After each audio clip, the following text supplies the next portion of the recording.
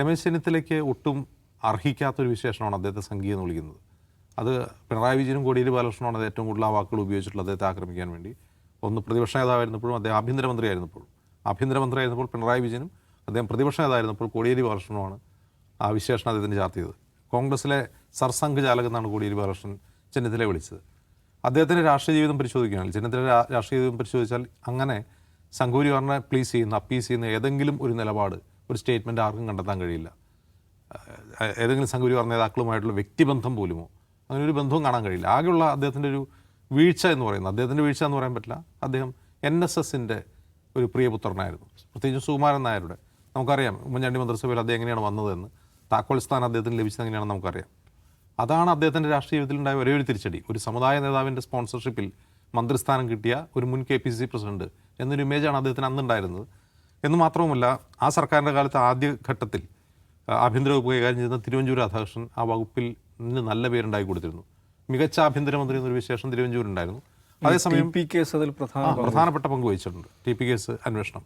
കാരണം രാഷ്ട്രീയ കൊലപാതകങ്ങളിൽ ഗൂഢാലോചനയിലേക്ക് പോലീസ് പോകുന്ന ആദ്യമായിട്ടാണ്, അത് തിരുവഞ്ചൂർ ഭരിക്കുമ്പോഴാണ്. അപ്പോൾ അതിനുശേഷം രമേശ് ചെന്നിത്തല വന്നു കഴിഞ്ഞപ്പോൾ ഉണ്ടായിരുന്നൊരു പ്രശ്നം, ആ സർക്കാർ നിരന്തരം അഴിമതി ആരോപണങ്ങൾ നേരിടാൻ തുടങ്ങി.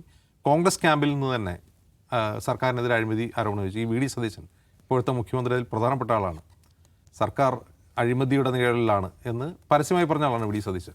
അത് ബാർക്കോഴ കേസ് വന്നപ്പോഴും അതുപോലെ സോളാർ സ്കാം വരുമ്പോഴൊക്കെ അതുണ്ടായിട്ടുണ്ട്. അപ്പോൾ ആ സമയത്ത് പോലീസ് മന്ത്രിയാണ്, ആഭ്യന്തരമന്ത്രിയാണ് രമേശ് ചെന്നിത്തല. അപ്പോൾ ആ സർക്കാർ ഏറ്റവും ഡിഫൻസ് പൊസിഷനിൽ നിൽക്കുന്ന ഒരു സമയത്ത്, ആരോപണ സ്വരങ്ങൾ ഏൽക്കുന്ന സമയത്ത് പോലീസിനെ നയിച്ചയാൾ, ആ സർക്കാരിനെതിരായിട്ടുള്ള അഴിമതി ആരോപണങ്ങൾ പോലും അന്വേഷിക്കുന്ന പോലീസിനെ നയിക്കുന്നയാൾ എന്നൊരു ദൗർഭാഗ്യം അദ്ദേഹത്തിന് ലഭിച്ചിട്ടുണ്ട് എന്നുള്ളത് ശരിയാണ്. അതുകൊണ്ട് അദ്ദേഹത്തിന് വേണ്ടത്ര അതിൽ പെർഫോം ചെയ്യാൻ കഴിഞ്ഞിട്ടുണ്ടെന്ന് എനിക്ക് തോന്നുന്നില്ല. മാത്രവുമല്ല, ആ കാലത്തുണ്ടായിട്ടുള്ള ചില വിവാദങ്ങൾ, ഉദാഹരണത്തിന് ചുംബന സമരം നേരിട്ട രീതി, മറ്റൊന്ന് ദേശീയഗാനം അതാണ് ഏറ്റവും പ്രധാനപ്പെട്ട കാര്യം. ദേശീയഗാനം ചൊല്ലുമ്പോൾ തിയേറ്ററിൽ പോലും എഴുന്നേറ്റ് നിൽക്കണം എന്നുള്ള ഒരു ഉത്തരവുണ്ടായിരുന്നു. സുപ്രീം കോടതി ഉത്തരവാണെന്നോ? അതല്ലേ, കോടതിയല്ല, അവിടുത്തെ സെൻട്രൽ ഗവൺമെൻറ് ഇൻഡാസാണ്. അല്ലല്ല, കോടതിയാണത് ആവശ്യപ്പെട്ടു. പിന്നെ കോടതി തന്നെ അത് തിരുത്തുകയാണ് ചെയ്തത്.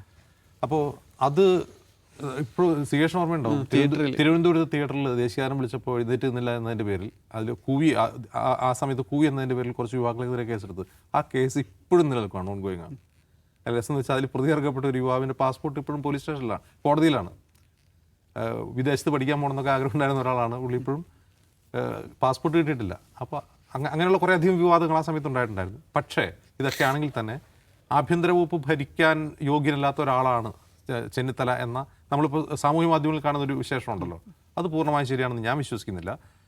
പക്ഷേ പ്രശ്നം ഞാൻ ഇന്നലെ പറഞ്ഞു തന്നെയാണ്. അതായത് ഈ സർക്കാരിന്, UDF ജനം വോട്ട് ചെയ്തത് ഒരു ആസ്പിരേഷൻ വെച്ചിട്ടാണ്.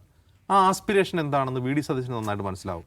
അദ്ദേഹത്തിൻ്റെ ഈ നിയോഗിക്കപ്പെട്ടതിന് ശേഷമുള്ള ഇന്നലത്തെ പ്രതികരണങ്ങളിൽ അതും വ്യക്തമാണ്. അദ്ദേഹം എന്താണ്, അദ്ദേഹത്തിൻ്റെ പോളിസി എന്താണെന്ന് അദ്ദേഹം ഇന്നലെ പ്രഖ്യാപിച്ചിട്ടുണ്ട്. അത് എത്രമാത്രം രമേശ് ചെന്നിത്തലയ്ക്ക് ഉൾക്കൊള്ളാൻ കഴിഞ്ഞിട്ടുണ്ട്, അദ്ദേഹത്തിൻ്റെ മറ്റ് ടീം അംഗങ്ങൾക്ക് ഉൾക്കൊള്ളാൻ കഴിയും എന്നുള്ളത് വളരെ പ്രധാനപ്പെട്ട ഒരു കാര്യമാണ്. അത് ഒരു സർക്കാരിനെ നൽകിയ മാൻഡേറ്റിന് പിന്നിലെ ആസ്പിരേഷൻ, പോപ്പുലർ ആസ്പിരേഷൻ എന്താണ് എന്ന് ആ ടീം അംഗങ്ങൾക്ക് എത്ര പേർക്ക് മനസ്സിലാക്കാൻ കഴിയും, അത് രമേശ് ചെന്നിത്തലയ്ക്ക് വ്യക്തിപരമായിട്ട് എത്രമാത്രം മനസ്സിലാക്കാൻ കഴിയും എന്നുള്ളൊരു ചോദ്യം വളരെ പ്രസക്തമാണ്. അതുകൊണ്ട് തന്നെ ചെന്നിത്തലയുടെ രാഷ്ട്രീയ ജീവിതത്തിലെ ഏറ്റവും നിർണായകമായ, ഏറ്റവും ഗൗരവമുള്ള ഒരു ചരിത്ര സന്ദർഭമാണ് അദ്ദേഹം രണ്ടാമത് ആഭ്യന്തരമന്ത്രിയായി ചുമതലയേൽക്കുന്നത്. കാരണം ഈ സർക്കാരിൻ്റെ തന്നെ ഇമേജ്, ഈ സർക്കാരിൻ്റെ ഭാവി, ഈ സർക്കാരിലുള്ള ജനങ്ങൾക്കുള്ള വിശ്വാസം, അത് അതിൻ്റെ താക്കോൽ സ്ഥാനത്താണ് ആരുള്ളത്, രമേശ് ചെന്നിത്തലയുള്ളത്.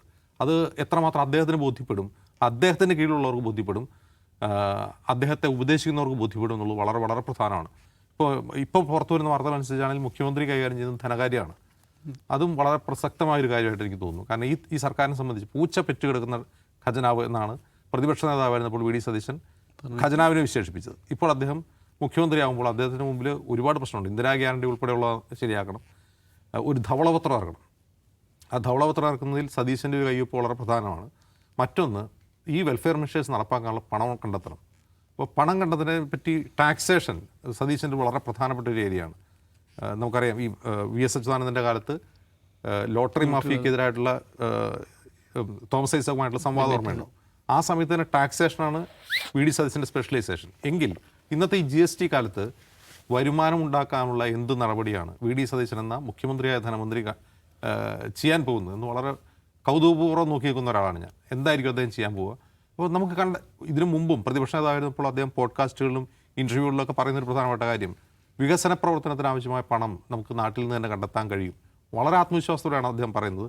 എന്താണ് അതിൻ്റെ പിന്നിലെ തിയറി, പ്രാക്ടിക്കൽ എന്ന് നമുക്കറിയില്ല. അത് വളരെ കൗതുകപൂർവ്വം ഞാൻ നോക്കി നിൽക്കുന്ന കാര്യമാണ്. കാരണം ഈ കഴിഞ്ഞ പിണറായി വിജയൻ സർക്കാർ, രണ്ടാം പിണറായി വിജയൻ സർക്കാർ പ്രതിരോധത്തിലാവാനുള്ള പ്രധാനപ്പെട്ട കാരണം വികസന പ്രവർത്തനത്തിന് വേണ്ടി കിഫ്ബി വഴി കടം വാങ്ങേണ്ടി വരുന്നു എന്നുള്ളതാണ്. ഒന്ന്, കിഫ്ബി എന്ന സംവിധാനത്തെ തന്നെ UDF നിരന്തരം ആക്രമിക്കുകയും എതിർക്കുകയും ചെയ്തിട്ടുണ്ട്.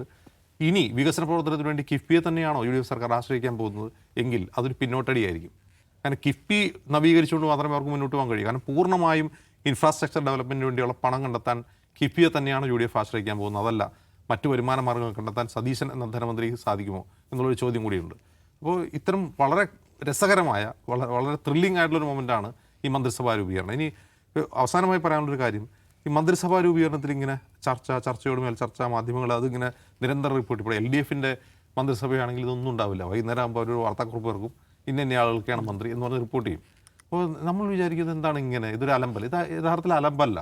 ഈ ചർച്ച നടക്കപ്പെടണം. ഇതിലെ ഏറ്റവും പ്രധാനപ്പെട്ട പ്രശ്നം നേരത്തെ ദാവസായി പറഞ്ഞ പോലെയാണ്, രാഹുൽ ഗാന്ധിയുടെ ഒരു പ്രധാനപ്പെട്ട മുദ്രാവാക്യമാണ് കഴിഞ്ഞ 2-3 വർഷമായിട്ട്, കഴിഞ്ഞ ലോക്സഭാ തെരഞ്ഞെടുപ്പ് മുതൽ രാഹുൽ ഗാന്ധിയുടെ പ്രധാനപ്പെട്ട മുദ്രാവാക്യമാണ് ജിത്ന ആബാദി ഉത്തന ഹക്ക്. അപ്പോൾ ആ മുദ്രാവാക്യം കോൺഗ്രസ്സിന് നടപ്പാക്കാൻ കഴിയുമോ എന്നുള്ളതാണ് ഒരു ചോദ്യം. അത് സാമൂഹികമായ ഒരു മുദ്രാവാക്യമാണ്. രാഷ്ട്രീയ മുദ്രാവാക്യത്തെക്കാൾ സാമൂഹിക മുദ്രാവാക്യമാണ്.